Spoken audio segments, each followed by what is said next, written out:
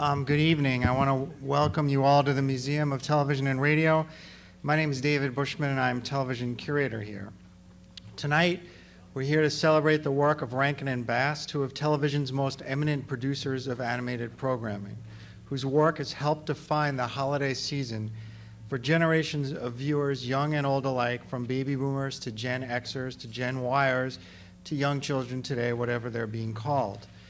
The creative team of Arthur Rankin Jr. and Jules Bass produced over 50 television specials and series, including such beloved programs as Rudolph the Red-Nosed Reindeer, Frosty the Snowman, Santa Claus is Coming to Town, and many, many others. Tonight, we are privileged to be able to explore the programming and the history of the company that produced them, beginning with the highlights tape that you're about to see. So if you could please roll the tape.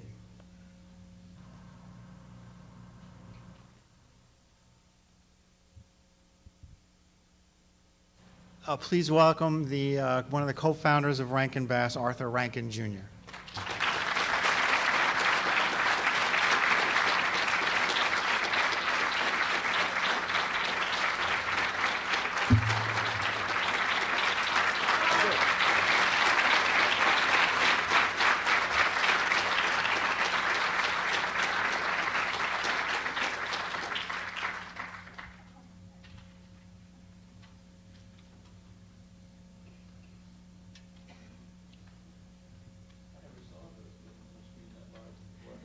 They weren't made for that. They were made for something that looked like that at the time. I think they held up pretty well, though, judging by the audience reaction. I want to thank you for coming. First of all, we're so excited to have you here. And I thought we would start talking a little bit between ourselves and then at some point go to take, I'm sure there are going to be a lot of questions from the audience. But, you know, a lot of people who know generally of your work think that because Rudolph was, I guess, your first big hit on television programming, and that they may not know exactly how you got to that point. And I'm sort of wondering if you can talk a little bit about your earlier years in the entertainment industry and how you got to Rudolph and Rankin Bass. I was employed by ABC Television as at the very beginning.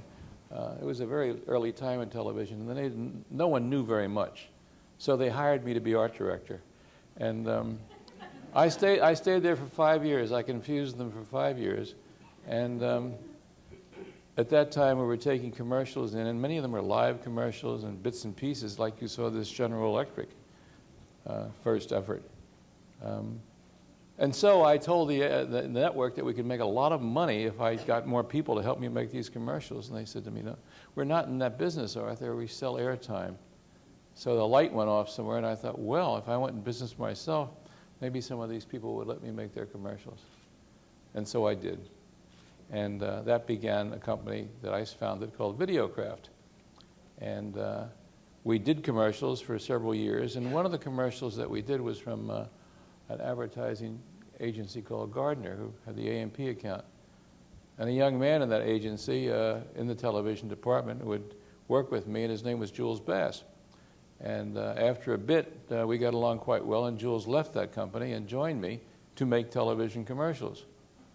And that led us to think we'd be better off for ourselves, not necessarily for our fortune, to make some theatrical work. So we began to do that. And about that time, a Japanese trade group came to America, and among many other things they were looking for their internal products was somewhere to expand their animation studios, because Japan at that time had animation studios equal to Disney in Los Angeles. Huge, huge studios that made films that were not for the world market. The story of the White Snake, for example, didn't have a big audience in New York. But I went over on their invitation. Again, they were looking for the world's foremost animation expert, and mistakenly, again, they were led to me. But they invited me to come over and see what they had to offer, and one of the techniques I found over there was the stop motion that I fell in love with. And we began to work in that, first of all with a few commercials, and then the first thing we made was The New Adventures of Pinocchio in that style. My next-door neighbor in Greenwich Village at that time was Johnny Marks, who wrote the song Rudolph the Red-Nosed Reindeer. And I thought I could apply this to that, and it might be successful. Now, Johnny didn't want to do that because he had a good income from the song every year through ASCAP. And he was reluctant to risk that income by exposing it in another direction. But he finally agreed with me, and that was our first major television special. And from then on, with the ratings that it got unexpectedly, it became a monstrous hit the first year or 2 years it was on NBC. And then other things began to happen. Obviously, the light went off again, and I thought, well, if a song works, let's find songs that have characters in them, like Frosty, like the Little Drummer Boy. And so we began that way. And pretty soon, we couldn't make enough of them. We were very hot. Yeah. Could we go back a little bit to your meeting Jules Bass and talk about what it was, why was the two of you hit it off so well, and just talk about the partnership. What sort of, what each of you brought to the partnership? Did you share the same sensibilities? Did you complement each other?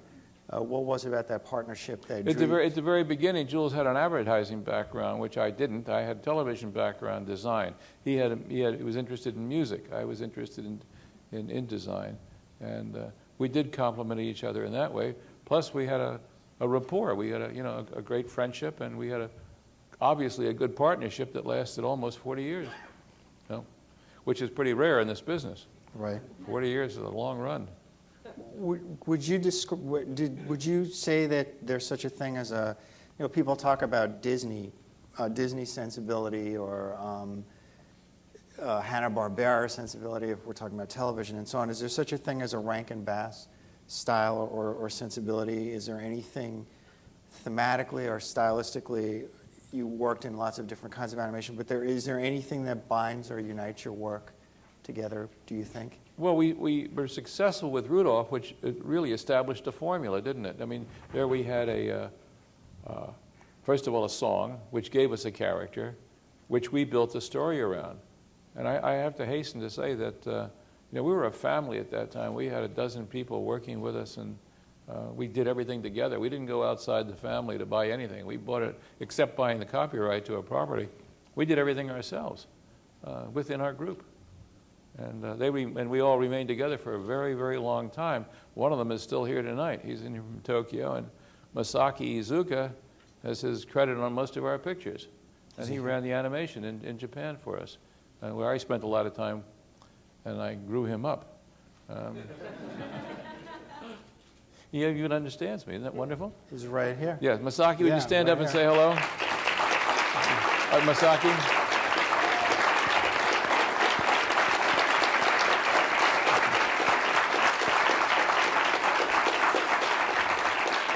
No, please stand, hold the microphone and stand up. Masaki doesn't speak English, so I'll interpret for him. Masaki-san, kudasai, onegaishimasu. Thank you very much for coming tonight. Surprise. If the Rankin Bass, the films has some mistakes, which maybe I didn't understand what the Mr. Rankin told me about it. We worked together for a long time, yes. I met him when I was 18, 19 years old. It looked like just 10 years ago, but it's not. Well, it's really a long time, and then we produced it together. I'm very proud of that. Worked with Mr. Rankin and Mr. Jules Bass, and all those Rankin Bass people. And that's what we did. That's very good. Yeah. No, Masaki jumped back and forth. We had two kinds. We had various styles of animation, as you can see, linear animation and the stop motion. And he acquainted himself with both of those very readily. I met him. This is funny. I was looking at some rushes in a film in a linear animation studio, and there was this voice in my ear speaking a fractured English, awful English. But I couldn't see in the dark. When I turned around, this little kid was sitting there, and he was obviously knew what he was talking about, although he didn't articulate it too well. So I asked my other staff in Japan to hire him, which you don't do in Japan. You do not take an employee away from another company. It is totally, no.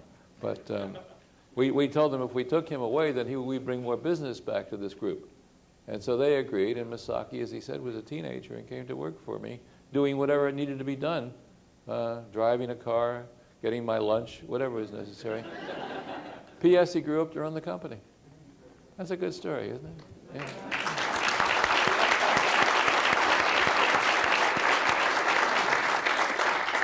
I recall myself too that that time Rankin Bass has been producing not only animation, the 2D animation, but the 3D puppet show, and live film, animation, everything that time. And I thought, gee, that's a great company. I should join him. So that was maybe that's I made a great decision or I made a big mistake about it. Well, it's your choice. Right. Okay. All right. Thank you. Thank you very much. Thank you.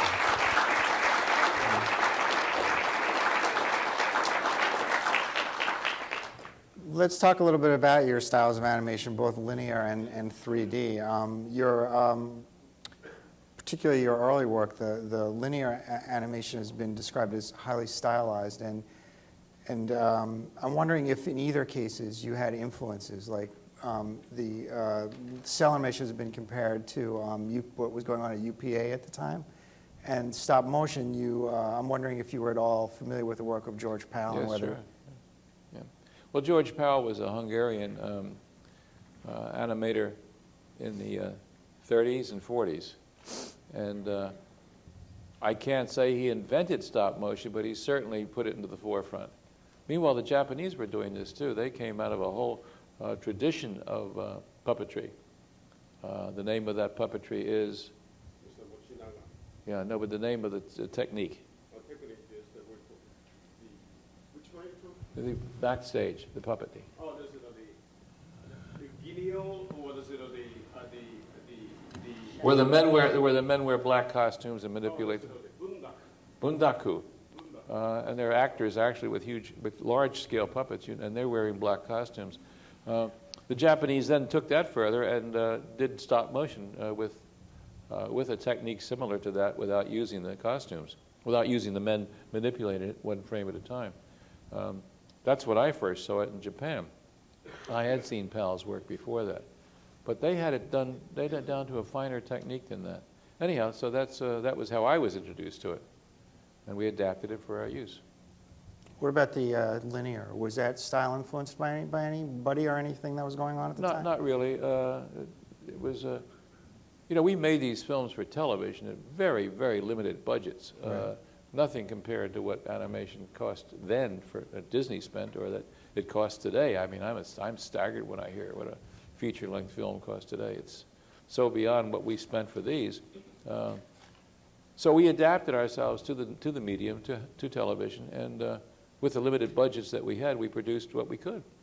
Did you see yourself competing at all against Disney or making anti-Disney type of things, or were you conscious? One thing certainly that you did that was different was, which Disney has subsequently done now with their theatrical films, is bringing in big-name stars to act as the guides through the stories, Burl Ives or Fred Astaire or Jimmy Cagney or whoever. But didn't we do that first? Yes, you did that Yeah, first. yeah. And I'm wondering if you were consciously doing something that they were not doing at that time, or whether it just happened.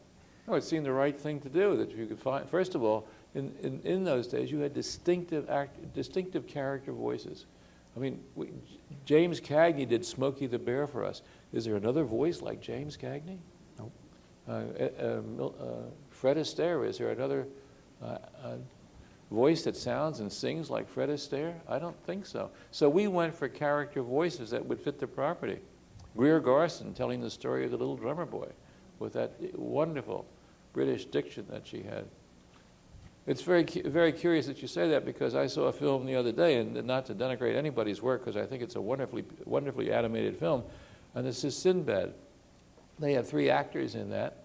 I mean, is Brad Pitt a distinctive voice? He's a wonderful actor, but I don't think that the voices today, they use them for box office attraction. Mel Gibson sang Pocahontas. He's a good actor.